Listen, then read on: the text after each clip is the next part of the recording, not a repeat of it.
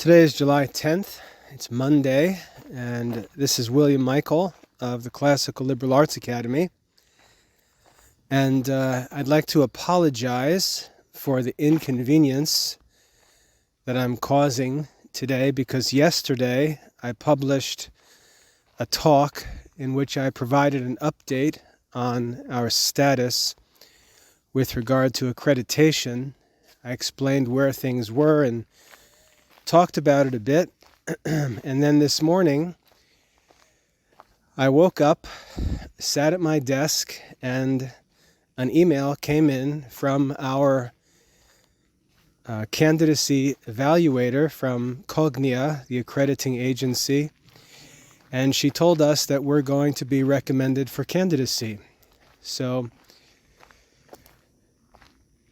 what that means is that after going through our application, after meeting with us, meeting with parents in the academy, meeting with students in the academy, going through all of this different self-evaluation that we had to go through and write about, the evaluators have determined that we will qualify for accreditation. We still have to work through the details of the process and formalize all of that, but they've judged us to be capable of earning accreditation. And so we were informed of that this morning, which is pretty exciting because, like I said yesterday, the initial phase of the accreditation process is simply an evaluation to determine whether or not a particular school or study program even has the capacity to be able to handle the accreditation process. That includes whether the administration has the ability to comprehend the objectives of accreditation, whether they have the ability to actually carry out the work that needs to be done for accreditation, whether they have the personnel to do it, whether they have the resources to do it, and so on. And after our application and submissions and interviews and so on, the two evaluators that are working with us have recommended us for candidacy, which is a lot more important than it seems. You might hear that and say, well, who cares? So you're just candidates now. You're not accredited. But if you learn about the accreditation process, gaining candidacy is actually the real challenge. Because once candidacy is obtained, then we simply move into the second phase where they give us the tasks that need to be completed, all of which are within our power, and we simply have to get that work done and finalize the accreditation. The most challenging parts, the interviews, for example, are finished. So we're not going to have to do that again. We're not going to have to go through another round of interviews. There's really no chance for us to not receive accreditation unless we simply don't do the work that's supposed to be done. And really for us, this work is rather easy. When you consider the work that we've done to build and research and develop the Classical Liberal Arts Academy, this accreditation work is baby stuff. So it's very easy. And I know the work that we've done so far for the evaluators has been impressive to them, so they're very friendly and supportive to us. We really have a great relationship with our evaluators, and we're going to continue working with the same two women who we've already been meeting with for the rest of our accreditation process. So we're very excited to see what I consider to be the kind of achievement that I really take pride in. It's one thing to say I'm a classicist. It's one thing to say I'm a Dominican. It's one thing to say, I teach the classical liberal arts, or even to say, I've restored classical Catholic education. I can take pride in achievements, but what really gets me excited, and what I think is the real vocation of a Dominican, is to engage with my own generation and accomplish what is accomplished with the recognition of my peers. And as I explained in the talk yesterday, one of the motives for this is the duty of evangelization. I want to be evangelistic in everything I do. I don't do it just for the sake of classical studies. I don't do it for the sake of college admission. I certainly don't do it for the sake of generating money. What really drives me to do things well and make things beautiful is I want the work that I do to be evangelistic. I want it to draw people to the Catholic faith. And through the years, the Classical Liberal Arts Academy has done that. And that's what really drives me to want to gain recognition from my peers. Not because that's my end, but because if you study the art of rhetoric, you learn about the 3 persuasive appeals. There are 3 appeals that a speaker makes when he seeks to persuade an audience. And for a virtuous speaker or writer, he seeks to persuade the audience to think what is true and to do what is good. And he's got 3 tools to help him bring about that persuasion, or at least to fulfill his duty, which is to speak persuasively. The first is the influence and appeal of his own character. And this is called ethos in rhetoric. It's the appeal of the speaker's character, his reputation. And this is an important part of human persuasion. And evangelization, while it depends upon the grace of God, is still a human activity. It still is, in an instrumental or secondary way, dependent on human persuasion. Not entirely, not in a primary way, but in a secondary way. And it's my responsibility as a human to do the work, to take care of that human part of evangelization. And so I desire to gain a reputation that's respectable. I desire to gain a reputation, a human reputation, that adds persuasive appeal to the things that I say or write.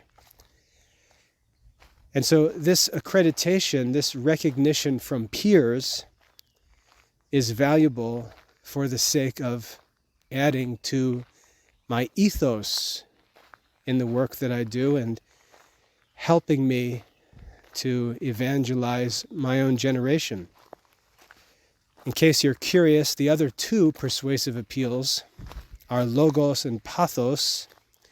Logos means the persuasiveness of one's message, the actual persuasiveness or credibility of what one says. This would include arguments, examples, and so on.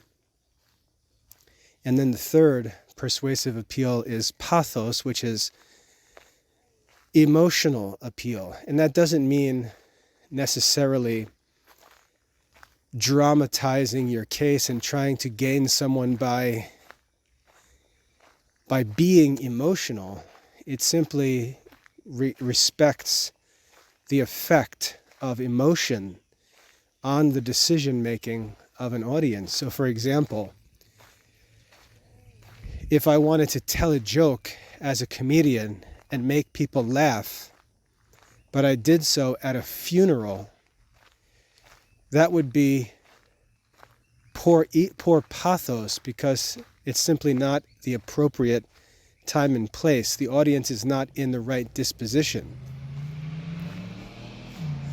And work would need to be done to either change the time or change the location, change the circumstances, or at least prepare them for some humor. And so pathos is not just appealing to the emotions of people, but also considering the emotions of people. It's what we call tactfulness. But anyway, I don't want to get into a talk about rhetoric. What's important is that the Classical Liberal Arts Academy gain the recognition of peers, even those outside the church, which St. Paul said in the New Testament was a requirement of a man who desired to be a bishop, that he should be respected by those outside. And so this is just because the work of human reasoning and discussion, persuasion, deliberation, counsel, and so on requires that a speaker have the persuasive appeal of character, whether that's my own personal character or the character of my institution, of the academy itself. So it's important, and I really take pride, the good kind of pride. I take pride in an achievement like this because I know that it's going to have a significant influence on our ability to promote classical Catholic studies. You know, through the years, when I've talked about restoring the classical liberal arts, restoring classical Catholic education, the first question people ask is it accredited? And you see what that is. That's an appeal to ethos. They're asking, is this person or is this institution credible? And when you have to say no, it's not accredited, even though that's not logical because it's irrelevant, it still has to do with persuasion. And it makes the case weaker. And it gives others, especially those who neglect the work of restoring Catholic education, it gives them an appearance of being more credible, which is actually false, but that's the problem that needs to be overcome. So moving forward, you know, I've told my wife this all along, when I consider how hard it's been to promote the classical liberal arts, when I consider, especially when I started and people just treated me like I was crazy, when I consider moving forward with accreditation as an arrow in my quiver, I really can't wait to get into it with modern schools. I can't wait to get into these arguments and talk about education and watch them as they take pride in their accredited status, even though they've neglected almost every part of traditional Catholic education and have justified doing so by pointing to their accreditation and pretending that accreditation made them do it. I can't wait to see the faces and hear the excuses when I throw accreditation, the same accreditation or even a superior accreditation on the table and represent classical Catholic education. I'm really looking forward to those arguments. And when you've seen me recently promoting free enrollment in the academy for any Catholic parish, it's going to make it much more uncomfortable for a parish priest to explain to his parishioners why no effort is being made to organize education when not only is a program available for free, but the program's accredited. What is the excuse going to be? And that's what I'm trying to do. I'm trying to work to reform Catholic education by taking every excuse away and really forcing Catholic leaders, whether they're parents or whether they're parish priests or even bishops, forcing them into a corner so that they have to give an account for why either there's no Catholic education for the children, why the children are studying in a modern secular curriculum, why the children are enrolled in a public school, why the children are enrolled in non-Catholic private schools, when a free and accredited program is available. That's going to be a very hard place to wiggle out of for them. And I'm looking forward to making that place tighter and tighter and tighter over time. That's my goal. So, again, I'm sorry that yesterday I wasted your time with a message talking about the status and what we're waiting on, only to have that all made obsolete this morning when we received the message about being approved for candidacy. So, like I said, if you learn about the accreditation process and how it works, we're really through the ultimate test, which is the evaluation before an institution is determined to be capable of fulfilling the requirements, and we've passed that test. The most difficult parts, the interviews, the meetings, those things that we did over the past few weeks, that's now behind us. You know, there's no more in-person meetings, for example. From now on, it's just Zoom meetings. So the most difficult, the most challenging things are finished.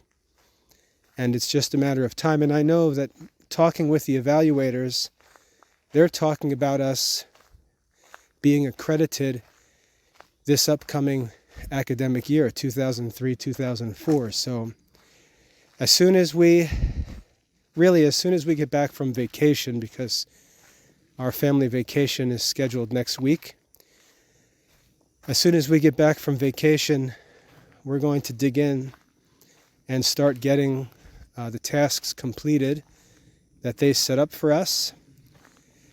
And we'll get through this accreditation process as quickly as they allow us to. If they give us tasks to complete, we'll blow those tasks out even the same day. Because, like I said, this stuff isn't difficult for us. And I promise you as parents that we'll have the program accredited. Now that we're approved for candidacy, we will have the accreditation completed as quickly as they'll allow us to do so. So I'm not going to drag my feet on this. So we'll take vacation next week. We'll come back. It'll be mid or to late July. And we'll have a good month before we really get back into the fall term of Academy studies. And I'm sure that they'll have a bunch of stuff ready for us, and we'll take care of that. And then as soon as we get to a point where there's more information, I'll post another update. So keep your eye out on the YouTube channel. Subscribe if you haven't already, so these videos that I post pop up on your feed whenever you check into YouTube. And there's also a notification setting that you can add that actually gets a notification sent to you when a video is posted by a channel. So if you'd like to be notified, just do all that stuff, and when I post, you'll know, and I'll try to keep you in the loop. So thank you for those of you who've been praying with us about these things, those of you who have helped us with tasks along the way. I'm very grateful. Really, I'm very, very grateful for the help that we've received.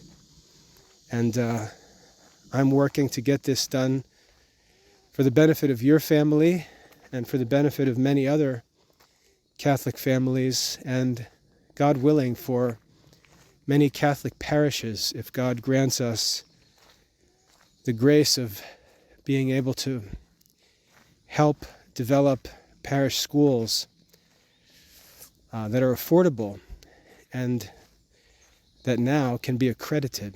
So I'll try to keep you posted. God bless you all.